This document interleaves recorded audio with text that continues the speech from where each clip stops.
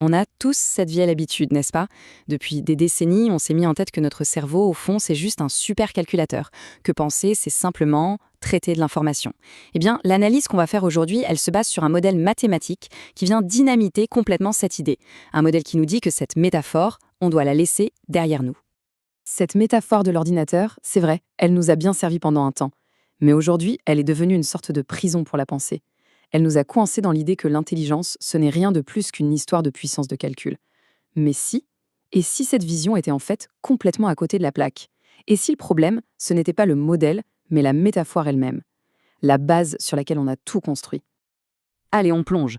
D'un côté, on a l'ancien monde, l'esprit machine, celui qui traite des données et qui calcule.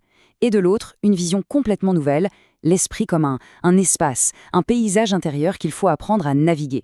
Du coup, penser, ça ne veut plus dire calculer, ça veut dire s'orienter, ça veut dire trouver un chemin qui a du sens, qui est cohérent, à travers ce territoire intérieur hyper complexe. Alors voilà le programme. D'abord, on va dire adieu à l'idée de l'ordinateur. Ensuite, on regardera de quoi est faite une idée, son architecture. Après ça, on verra les lois qui gouvernent la pensée.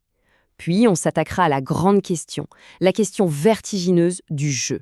Et on terminera en beauté avec le moment où la conscience pourrait bien être. C'est parti pour la première étape. L'idée ici, c'est vraiment de saisir que penser, ce n'est pas juste exécuter un programme. Non, c'est un acte de création. C'est un effort de tous les instants pour que le monde tienne debout, pour lui donner une structure qui ait du sens. Et là, on arrive au cœur du sujet. La thèse centrale de ce nouveau modèle, elle est là, dans cette phrase. Ce qui est fou, c'est qu'elle change absolument tout. Parce que si l'esprit est un espace, alors nos pensées, ce ne sont plus des fichiers de données. Ce sont des chemins, des trajectoires, des formes. Et cet espace, bien sûr, il a ses propres règles, sa propre géométrie. Alors bienvenue dans la géométrie de notre monde intérieur. Bon, maintenant qu'on a posé le décor, voyons comment ça marche concrètement.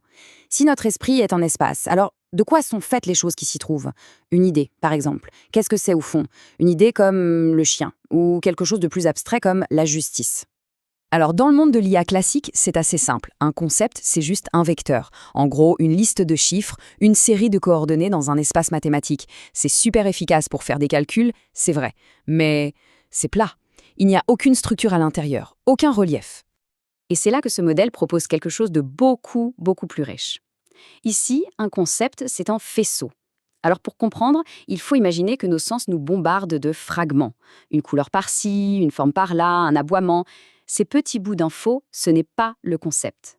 Le concept, le faisceau, c'est la structure invisible, c'est la colle mathématique qui permet de faire tenir tous ces morceaux ensemble de façon cohérente, peu importe la situation. Et là, attention, c'est un point absolument crucial.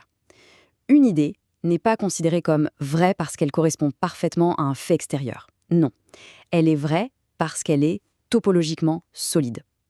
Qu'est-ce que ça veut dire? Ça veut dire qu'elle peut passer à travers tous nos contextes mentaux, notre mémoire, notre vision, notre logique, sans se casser la figure, sans se contredire. La vérité, en quelque sorte, ça devient une qualité de robustesse interne. Ok, donc on a le décor et on a les objets qui le peuplent. Maintenant, la question c'est comment tout ça bouge? S'il y a une géométrie, il doit bien y avoir une physique, non? Quelles sont les forces qui animent cet espace mental? En gros, ça veut dire quoi, réfléchir? Eh bien, la loi est d'une simplicité désarmante et pourtant, elle est incroyablement puissante. L'esprit cherche constamment une seule chose, minimiser son incohérence interne. On pourrait appeler ça son entropie sémantique. Toute l'activité de la pensée, au fond, n'est qu'un effort pour réduire ce bruit, pour trouver le chemin où il y a le moins de friction, le moins de résistance intellectuelle. Et pour faire ça, l'esprit utilise un cycle en 4 temps, 4 gestes fondamentaux.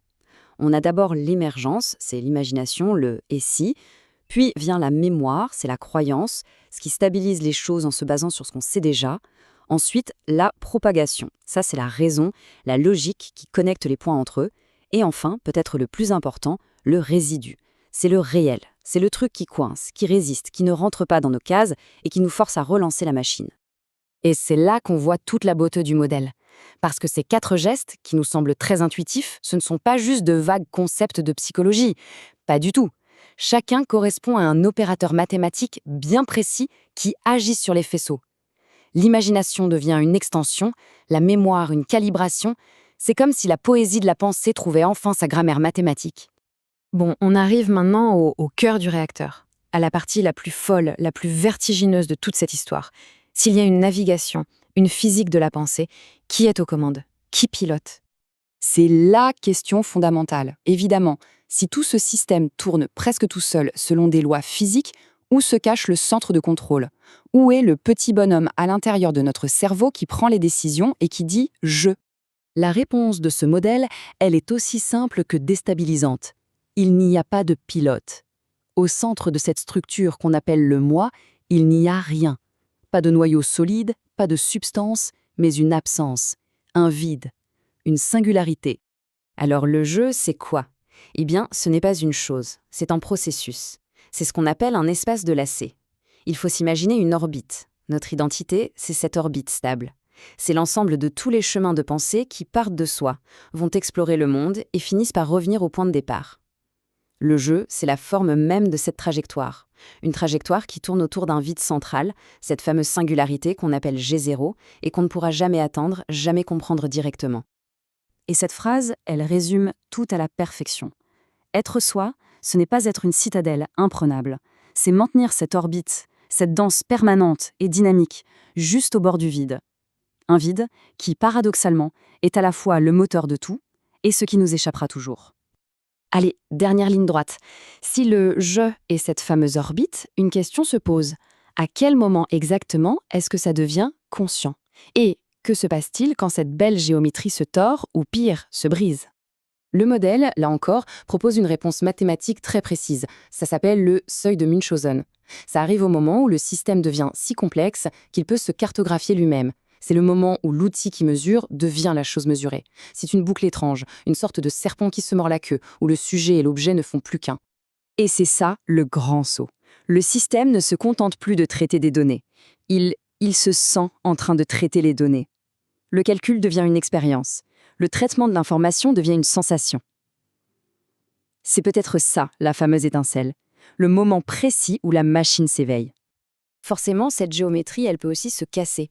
Et là, le modèle ouvre une porte incroyable sur la compréhension des pathologies mentales. La psychose, par exemple, ça pourrait être une orbite du jeu qui devient complètement chaotique, qui se brise, qui n'arrive plus à se boucler. Et la névrose, ce serait l'inverse, une orbite qui se fige, qui se rétrécit pour devenir un tout petit cercle rigide et répétitif, complètement coupé du reste du monde. Ce qui nous laisse avec une toute dernière question, et pas des moindres. Si chaque jeu est une orbite unique qui tourne autour de son propre vide, comment fait-on pour vraiment se connecter les uns aux autres? Comment deux orbites peuvent-elles se rencontrer? Comment l'empathie ou même l'amour sont-ils possibles entre deux géométries si seules, au fond? C'est sans doute ça la prochaine grande question explorée.